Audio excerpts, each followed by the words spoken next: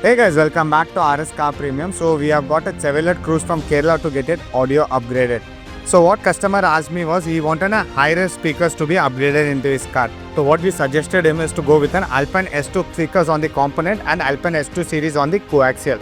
The front component speakers and the rear coaxial speakers. So he wanted to have a much more clarity. So what we suggested him to go with a 4-channel amplifier and with a 1 layer of damping. So on technically what we are doing here is with the 4-channel amplifier, all 4 channels will be connected to each of those speakers because customer is not going to put in subwoofer to it. So now we are going to set up the audio now. We will also show you the process how it is going to be done. Once it is done, we will also listen to the audio how the output has come. As Chevrolet Cruze is a heavy vehicle, it doesn't need damping, but he wanted to have more clarity, so we have given a 1 layer of damping to it. If you guys wanted to get a car upgraded with good quality audio, please reach out to RS Car Premium.